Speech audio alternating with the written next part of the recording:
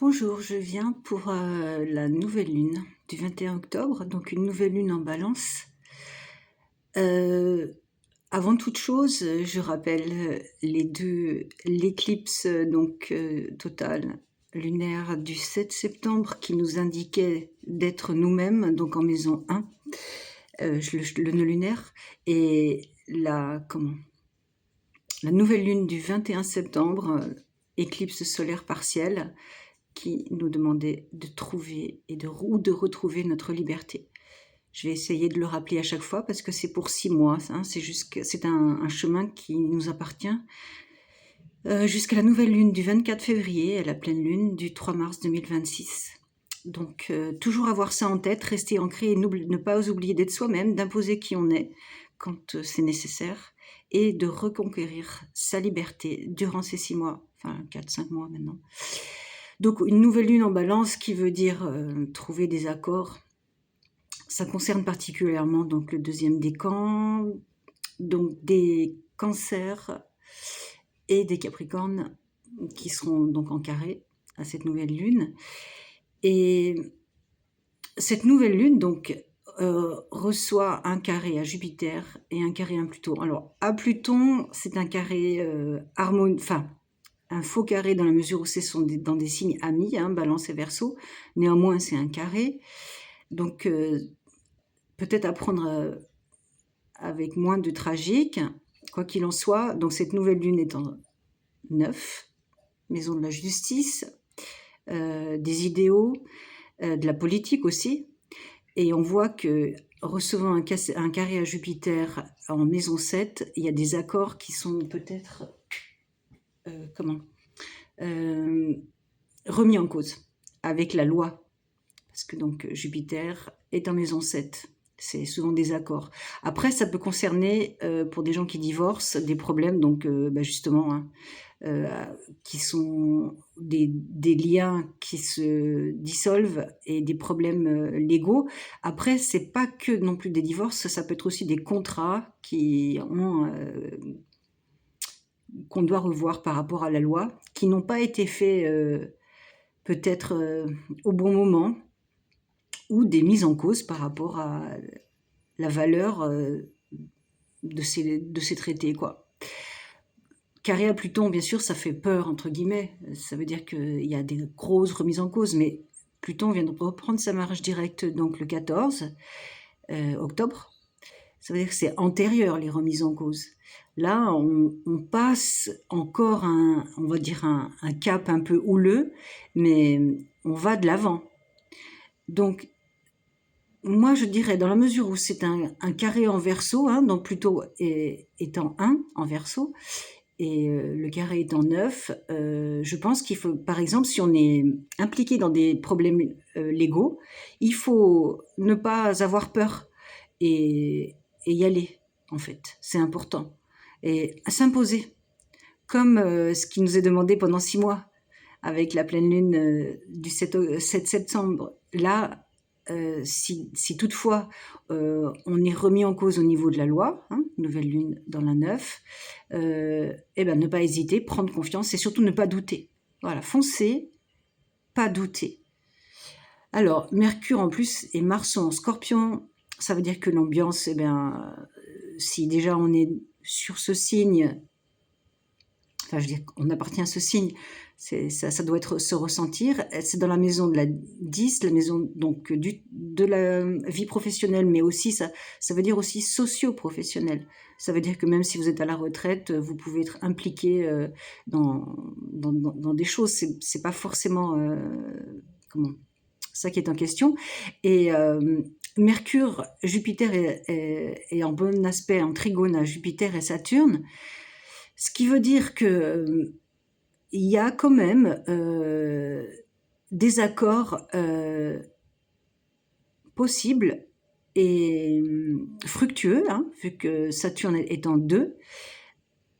Et je pense qu'on aura suffisamment de flair, parce que Mercure en Scorpion, c'est souvent ce qui le définit. Et une conjonction Mercure-Mars en bon aspect avec Jupiter et Saturne, concernant donc la vie sociale, alors pour les personnes qui avancent dans le travail par exemple, c'est vraiment un bon moment pour se positionner. Voilà. Et ne pas avoir peur de ses adversaires. Malgré la configuration de cette nouvelle lune, où on parle un peu de l'égalité, non, il faut avoir confiance en soi. C'est important, Mars aussi est bien aspecté en trigone à Jupiter et Saturne. C'est vraiment un bel aspect, ça. Alors, quels sont peut-être les rapports de force Vénus en 8. Vénus est en balance, pourtant, maison 8, des transformations qui sont actuellement affectives. Oui, ce que j'ai oublié de rappeler, c'est que mon entrée en matière, c'est que non seulement il faut être soi-même et reprendre sa liberté, et ça concernait la maison 5, pour les deux, la pleine lune éclipse, et pour le soleil éclipse partielle. C'était aussi donc la maison 5, les enfants, les amours, beaucoup de remises en cause. Et là, on voit qu'avec une Vénus, actuellement, même si on est en balance où on veut trouver des compromis, cette Vénus, elle appelle à des transformations, même si elle est en balance. Et elle est opposée à Neptune. Attention, et surtout dans des accords, voilà, parce qu'en plus Neptune étant de attention, même si ce n'est qu'une opposition, sur des choses qui peuvent concerner le matériel actuellement. Et en plus, il y a un abus de pouvoir, donc Zérès, est en maison 2. Faire attention sur des abus de pouvoir qui concernent vos biens, par exemple, ou des litiges sur l'argent. Tout ce qui est dit n'est pas d'or. Voilà, bien avoir ça en tête. Tout ce qui est dit n'est pas d'or. Le nœud lunaire, justement, est en maison 2. Le chemin qui nous est demandé pour cette lunaison, très bien aspecté, donc avec Mercure, Mars, Jupiter. Alors, Mars, donc en 10, oui. Il y a quelque chose, si vous avez par exemple une demande de salaire, des demandes d'augmentation dans votre vie professionnelle, c'est le moment. C'est pour ça que je dis qu'il ne faut pas être timide actuellement. C'est le moment. Un petit problème. Ok. Et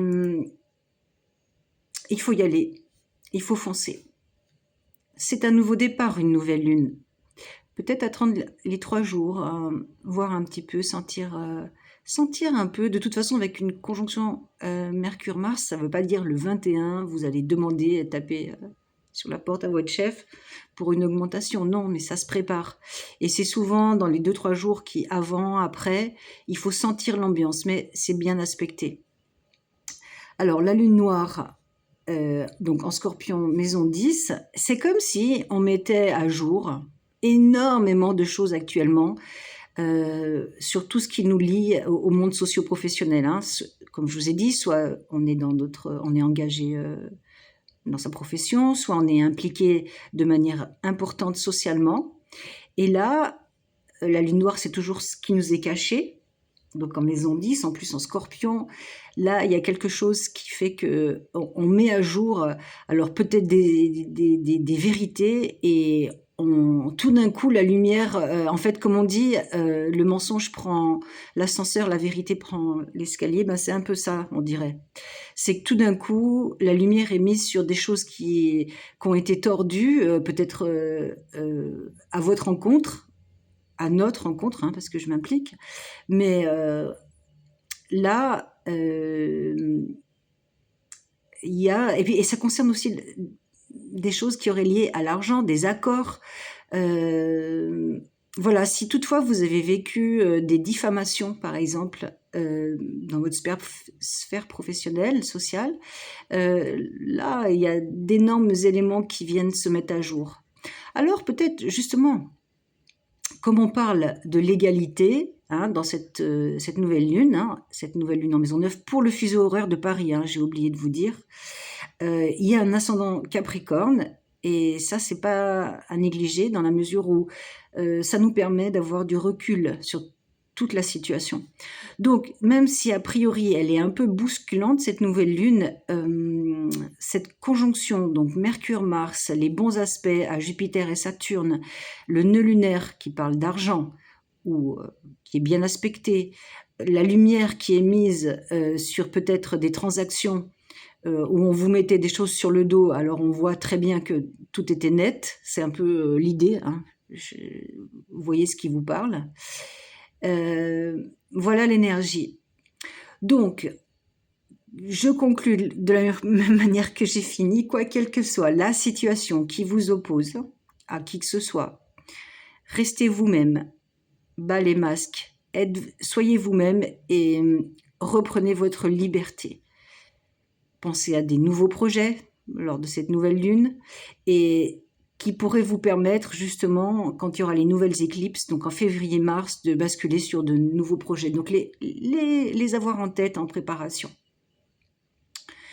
Voilà, donc je vous souhaite une belle nouvelle lune. N'hésitez pas à me donner votre impression, hein, comme ça je vois si ça parle à certaines personnes. Et je vous remercie et à bientôt. Au revoir.